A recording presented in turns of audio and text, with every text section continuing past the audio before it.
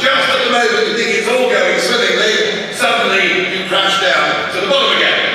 And we've seen this many, many times over the years. But what's interesting electorally is that each successive low has been higher than the previous low. There is that very clear, steady trend, and it was even there in the 1990s, tough and difficult though it was. It's terrific to see people that I've known and worked with for 20 years. I was very unlikely member of any political party, really. I'd been a member of the Tories because I thought the Thatcher project needed to be tried. But I was busy working in the City of London. And I was never even intending to run for local council. But it just seemed to me there was something going so badly wrong with our entire political class taking us down a track which inevitably, it seems to me, since Maastricht, would mean the loss of our ability to govern ourselves. But I just felt I got to get involved. And so there I was, involved, and 6 weeks after the party had been formed, I woke to hear the early morning news that the Conservative Member of Parliament for Eastleigh, Stephen Bergen, had died overnight in slightly strange circumstances. Gloss over that. And I thought, well, I've joined this party, in for a penny, in for a pound, I'll volunteer, and so I was actually the first person ever to be adopted by the party as a candidate for UKIP. I'm actually rather proud of that, I really am.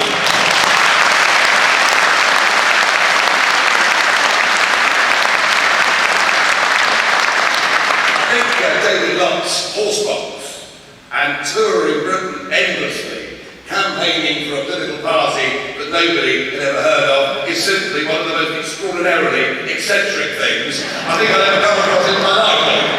I mean, wonderful stuff.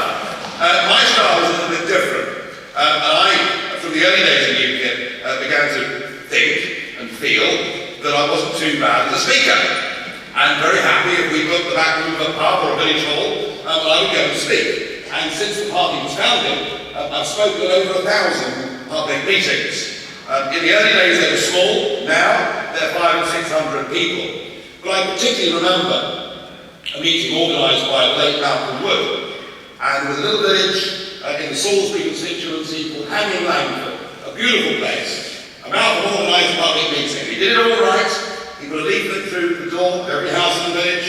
He put a little advert in the post office. He put a notice up on the parish notice board that Nigel Farage was going to speak on this Saturday afternoon in Hanging Langford. And Malcolm and I turned up, and we waited for the crowds to come. And nobody came. Absolutely nobody came. And we thought, well, there must be something wrong with this. You know, perhaps there's been a big village wedding, or, you know, so there must be some reason. So 6 months later, we decided, right, let's really make it work this time. So not only did we put leaflets through every door, and put an advert in the local post office, and put something up on the parish notice board, we also knocked on lots of doors and met people, and went into the pub, and advertised the fact we were having this meeting. And we thought, well, this time, it's got to work. And you know what? No one turned up.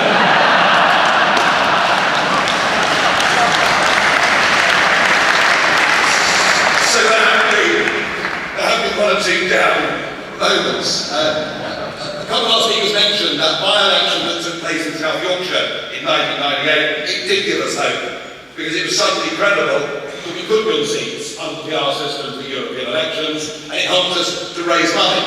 It didn't help us to gain any media profile. You'd have thought we didn't actually exist. And despite the fact that we were a brand new party, breaking in and winning 3 MEP seats, the election night coverage of the BBC that night, it took them 87 minutes to work out why others were getting such a big share of the vote. I have to say, you know, leading the party in 2009 to coming second across the United Kingdom in the European elections was something I was very proud to be part of. I have to say, the morning of May the 3rd this year, after those results we had in the English county elections, which I have to confess surprised even me how good they were. And that was a wonderful moment, and I think with the by-elections and many things that have happened in UKIP, well, I'm proud of what we've been able to do together. But for me, without doubt, the most exciting and the best day of my time at UKIP, but it can never be better, was that night in 1999, as David said earlier, when we made the breakthrough, and I found myself having been elected to the European Parliament, and it was an astonishing moment, it really was.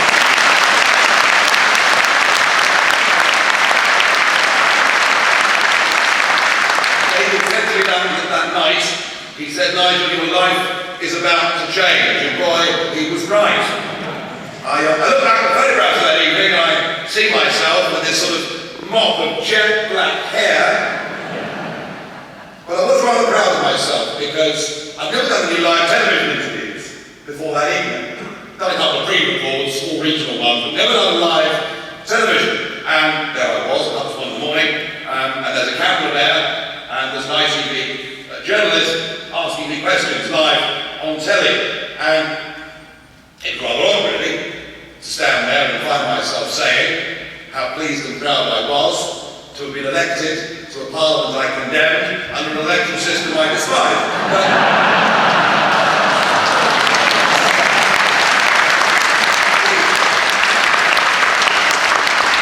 Anyway, he said, "Well, Nigel, you said you'd do it, nobody believed you. Congratulations," he said. That's how he wasn't BBC, by the way. "Congratulations," he said. I'm sure if we win the general election, Dibble was going to say, "Well, that was a bit of a freak result, wasn't it?" Anyway, he said, "You said you'd do it, congratulations." He said, "Now, next week," he said, "you'll be off on Eurostar, and you'll arrive at your office in Brussels, and you'll receive a never-ending round of invitations to breakfasts, lunches, dinners, and champagne receptions. Do you think," he said to me, "that you'll be corrupted by the lifestyle?" And I replied live, on air, and it's probably still the best answer I've ever given to any interviewer. I said, "No, I've always lived like that."